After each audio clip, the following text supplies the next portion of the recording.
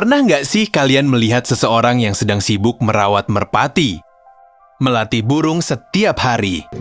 Bahkan rela menghabiskan waktu dan tenaga hanya untuk seekor merpati. Bagi sebagian orang, mungkin terlihat biasa saja. Ada juga yang mungkin berpikir, ngapain sih? Cuma main burung?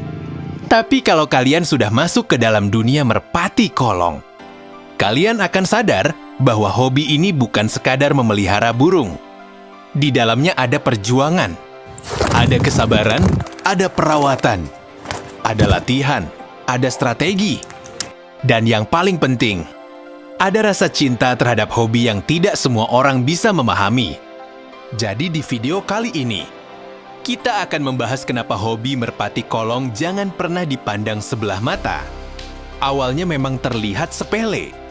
Kalau kita lihat dari luar, mungkin kegiatan penghobi merpati kolong terlihat sederhana. Pagi-pagi memberi makan, membersihkan kandang, menjemur burung, melatih giringan, melepas burung, kemudian sore hari kembali merawatnya. Begitu terus setiap hari, tapi justru disitulah tantangannya. Karena merawat merpati bukan seperti menyimpan barang yang bisa kita tinggalkan begitu saja. Burung harus dijaga kondisinya, harus diperhatikan makannya, harus dilihat staminanya, harus diperhatikan giringannya. Bahkan karakter masing burung pun harus dipahami. Ada burung yang cepat panas, ada yang membutuhkan waktu lebih lama, ada yang bagus ketika angin tertentu, ada yang memiliki mental kuat, dan ada juga yang secara fisik terlihat biasa. Tetapi ketika dimainkan di lapangan, ternyata punya kemampuan luar biasa. Jadi jangan heran kalau seorang penghobi bisa begitu sayang dengan burung yang dimilikinya.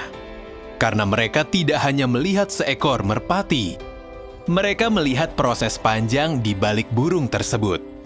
Di balik seekor merpati, ada perjuangan. Seekor merpati yang bisa tampil bagus di lapak tidak muncul begitu saja. Ada proses panjang yang harus dilewati. Mulai dari memilih bahan, kemudian menjodohkan, merawat piyik, melatih giring, melatih mental, mengenalkan burung dengan lapak, sampai akhirnya berani dimainkan dalam sebuah perlombaan. Dan tidak semua proses itu berjalan mulus. Kadang burung yang kita harapkan justru tidak sesuai ekspektasi. Sudah dirawat berbulan-bulan, sudah dilatih setiap hari, tetapi ketika dimainkan, hasilnya belum sesuai harapan. Disinilah mental seorang penghobi diuji. Apakah langsung menyerah? Atau mencoba mencari tahu apa yang kurang? Karena dalam hobi ini, kekalahan bukan berarti semuanya selesai. Justru dari kekalahan, seorang penghobi bisa belajar. Belajar membaca burung, belajar membaca kondisi, belajar memahami kesalahan, dan belajar untuk menjadi lebih baik. Bukan cuma soal menang dan kalah. Satu hal yang sering salah dipahami orang adalah hobi merpati kolong dianggap hanya soal siapa yang menang dan siapa yang kalah. Padahal sebenarnya jauh lebih luas dari itu. Di lapangan, kita bisa bertemu banyak orang.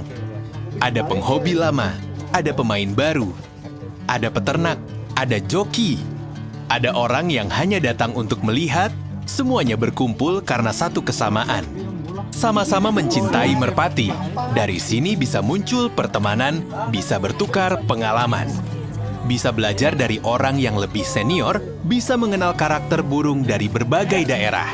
Dan bahkan bisa membangun sebuah komunitas. Inilah salah satu nilai yang sering tidak terlihat oleh orang dari luar. Karena bagi penghobi, lapak bukan hanya tempat perlombaan. Lapak juga menjadi tempat bertemu teman, tempat berbagi cerita, tempat bertukar ilmu, dan tempat menikmati hobi bersama-sama.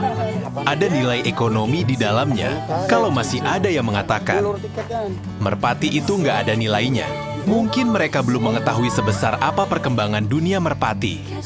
Di dalam dunia merpati kolong, ada peternak yang serius mengembangkan kualitas darah dan keturunan, ada penghobi yang mencari bahan bagus, ada joki yang memiliki keahlian khusus, ada penjual pakan dan perlengkapan, ada pembuat kandang. ada penyelenggara lomba, dan ada banyak usaha lain yang ikut bergerak karena adanya hobi ini. Artinya, hobi merpati juga bisa menjadi bagian dari ekosistem ekonomi. Tentu saja bukan berarti setiap orang pasti mendapatkan keuntungan, tidak, sama seperti hobi lainnya. Semuanya tetap membutuhkan ilmu, pengalaman, modal, dan keberuntungan, tetapi satu hal yang jelas. Hobi ini memiliki pasar dan komunitas yang nyata. Bahkan terkadang seekor merpati dengan kualitas tertentu bisa memiliki nilai yang sangat tinggi. Itulah sebabnya dunia merpati kolong tidak bisa dianggap sebagai hobi yang tidak memiliki masa depan. Yang paling mahal bukan burungnya, tetapi sebenarnya. Kalau kita pikir lebih dalam, yang paling mahal dari hobi ini bukan selalu harga seekor merpati, melainkan waktu dan prosesnya. Bayangkan seorang penghobi yang setiap pagi harus bangun lebih awal, menyiapkan pakan, membersihkan kandang, melatih burung, memantau kondisi, kemudian mengulanginya lagi keesokan harinya. Minggu demi minggu, bulan demi bulan, itulah yang sering tidak terlihat. Orang hanya melihat ketika burung sudah berada di lapak, melihat ketika burung terbang, melihat ketika burung masuk kolong. Tetapi mereka tidak melihat proses panjang sebelum hari perlombaan. Tidak melihat berapa kali burung gagal, tidak melihat berapa kali latihan tidak sesuai harapan, dan tidak melihat berapa banyak waktu yang sudah diberikan oleh pemiliknya. Karena itulah, jangan menilai hasil tanpa melihat prosesnya. Untuk para penghobi pemula, buat kalian yang baru ingin masuk ke dunia merpati kolong, jangan merasa minder. Tidak perlu langsung mengejar burung mahal. Tidak perlu merasa harus memiliki burung dengan harga fantastis. Mulailah dari apa yang kalian punya. Pelajari karakter burung, pelajari cara merawat, pelajari pola makan, pelajari latihan. Dan yang paling penting, jangan malas belajar. Cari teman yang lebih berpengalaman, bertanya kepada penghobi senior, datang ke lapangan. Perhatikan bagaimana orang lain melatih burung, karena pengalaman di dunia merpati tidak bisa didapat hanya dari teori. Kita harus melihat, mencoba, gagal, kemudian memperbaiki, dan terus belajar. Jangan terburu ingin menang. Bangun dulu kemampuan kalian dalam merawat dan memahami burung, karena burung yang bagus tanpa perawatan yang benar belum tentu bisa menunjukkan kemampuan terbaiknya. Belum tentu bisa menunjukkan kemampuan terbaiknya. Hobi ini mengajarkan banyak hal.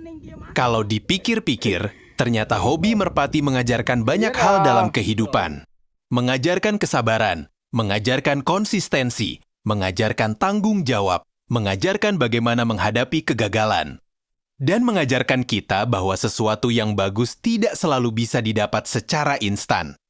Ada proses, ada waktu, ada perjuangan, dan ada hasil yang harus kita terima dengan lapang dada. Hari ini mungkin kalah, besok mungkin menang. Hari ini mungkin burung belum bagus, beberapa bulan kemudian bisa menjadi burung yang luar biasa. Karena kita tidak pernah tahu bagaimana hasil dari sebuah proses, yang bisa kita lakukan hanyalah terus merawat, terus melatih, dan terus belajar. Jadi, untuk kalian yang masih menganggap hobi merpati kolong sebagai sesuatu yang sepele, coba lihat lebih dalam. Di balik seekor merpati ada seorang penghobi yang rela meluangkan waktu, ada peternak yang berusaha menghasilkan keturunan terbaik. Ada joki yang terus mengasah kemampuan, ada komunitas yang menjaga persaudaraan.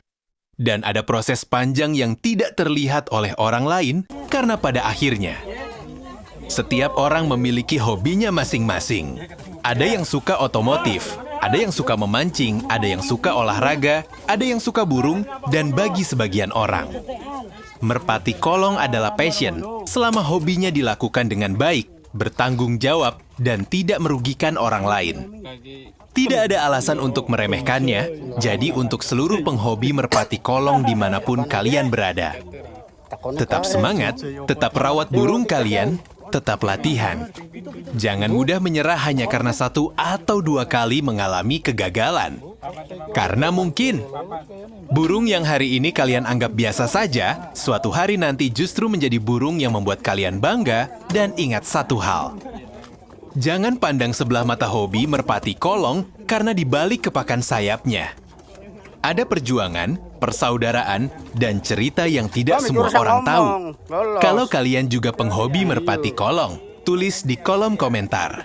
Merpati kolong bukan sekadar hobi, jangan lupa like, subscribe, dan nyalakan notifikasi. Sampai bertemu di video berikutnya. Salam satu hobi, salam merpati kolong.